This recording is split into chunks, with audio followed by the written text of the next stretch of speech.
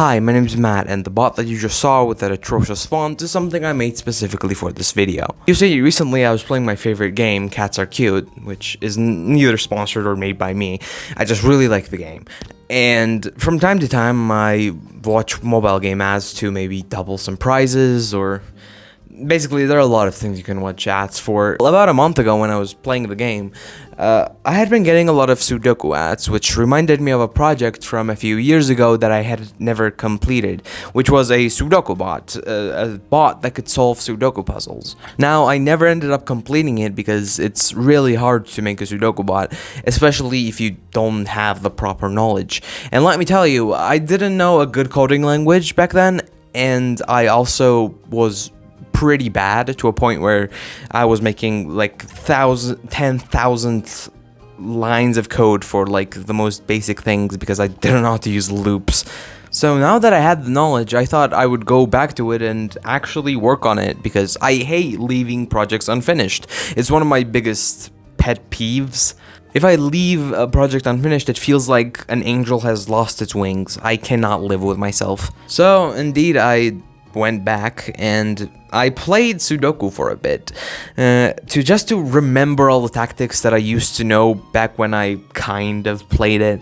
And I remembered all my tactics pretty quickly because, well, I thought to myself, Sudoku is a simple game. But boy was I wrong.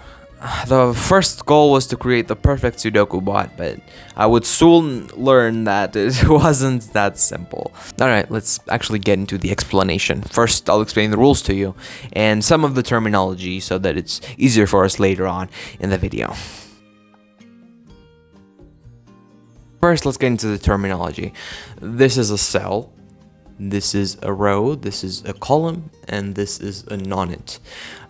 These are called clues, and by these I mean numbers that have been unlocked before the game even begins. And yeah, that's about all you need to know for now. All of the rules of this game are so simple that it can all be explained in a single sentence. No one nonit, row, or column can contain more than one instance of the digits 1 through 9. And with that rule explained, you can already get into the game. Well, there are a lot of strategies, but they are simple enough to a degree where you can figure all of them out if you're like smart and stuff. And oh boy, let me just tell you, I'm not smart. In fact, when I started playing the game, I could only remember the two main strategies that I think everyone ever thinks of when they start playing the game. Yeah, that's kind of what I started with, and at first I was cocky enough to think that that would be enough to solve pretty much any puzzle, but again, I was incredibly wrong. So now, let's get to the first strategy that I thought of. I know I was literally just explaining terminology, but just one more thing.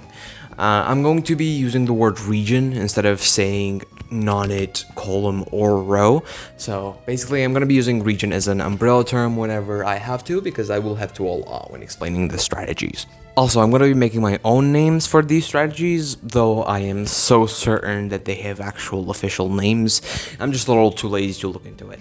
So the first strategy was actually pretty simple, and I call it regional awareness. The way that it works is, my bot looks through every single region, and if in a region 8 cells are filled in, the 9th is certain to be the digit that has not showed up in that region yet. So that's ridiculously simple, and it doesn't really get us anything. So the second step, in a similar vein but much more efficient, looks through all regions, but this time it assigns every single cell numbers, the digits that they can be. For example, if you go into a region like a nonit and there are 3 cells that have not been filled in yet, then you can assign those cells numbers, the digits that they can be.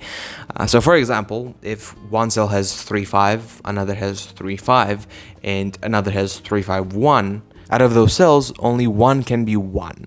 So that means that 1 has to be the digit 1. And with that, I could have already gone on Sudoku.com, loaded up an easy puzzle, put all the numbers and the clues into my bot, and it would have perfectly solved it. But of course I wasn't going to settle on easy, so more strategies need to be put into place. And this is the point where I started realizing Sudoku is a lot harder than I first anticipated.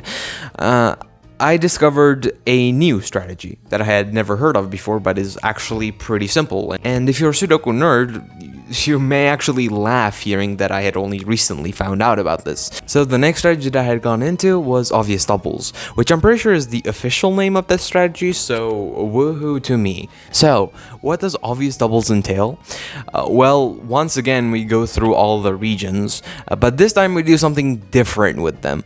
With obvious doubles, what we do is we see if two cells in one region share the exact same digits, and if they do, the amount of digits that they both can be has to be 2.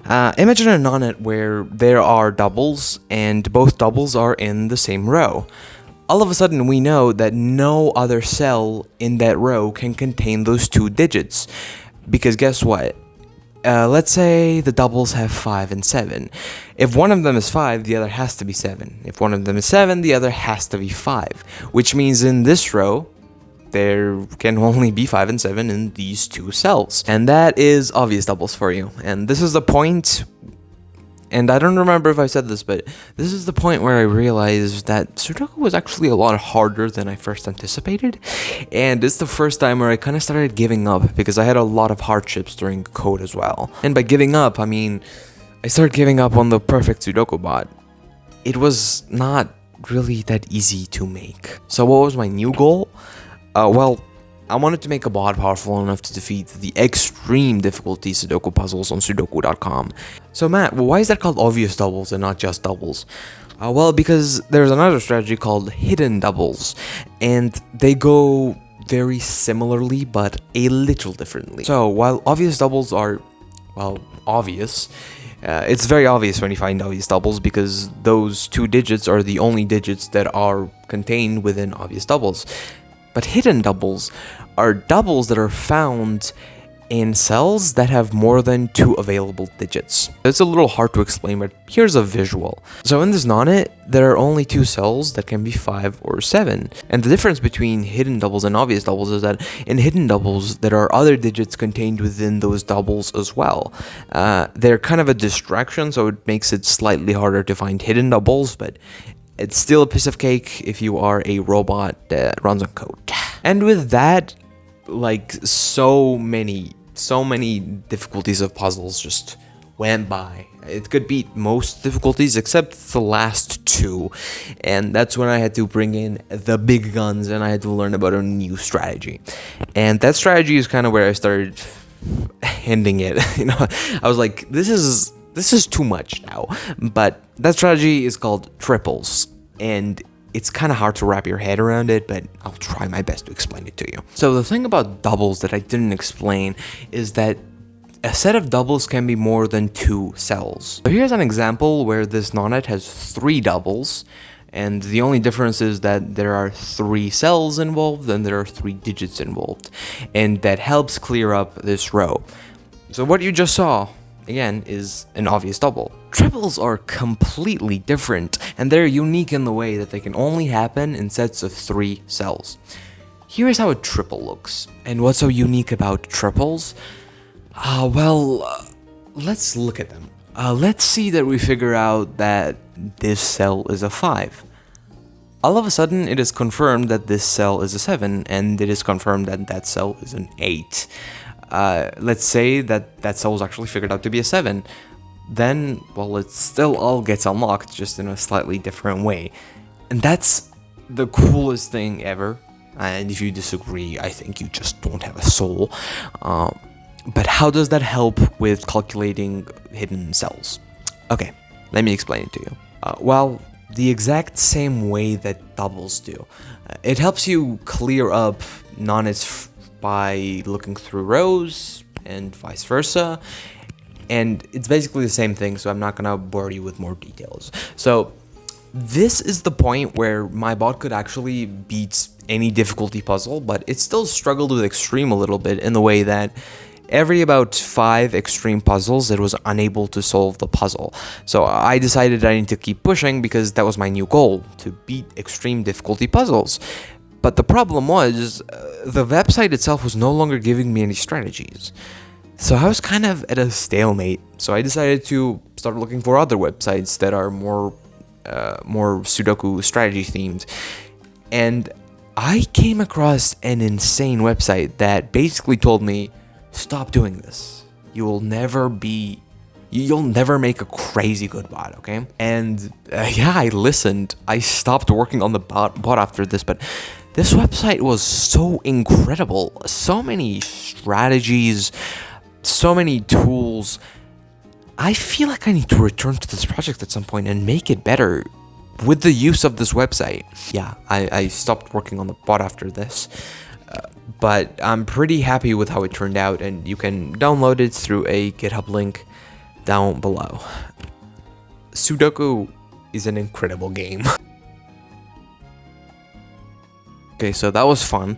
About the last 3 videos, I've low-key just been taking L after L after L.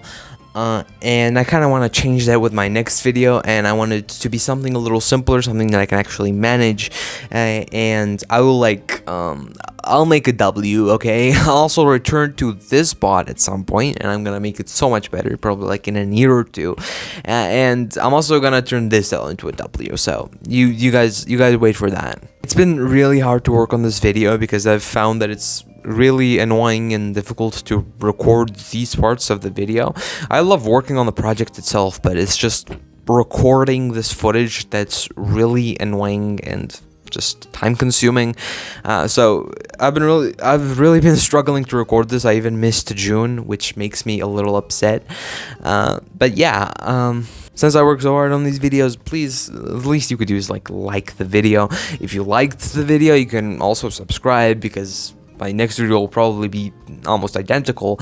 And yeah, I hope you enjoyed that, and thanks for watching. And for the next video, I'm thinking maybe I'll stare at the camera for the entire duration of it, like this.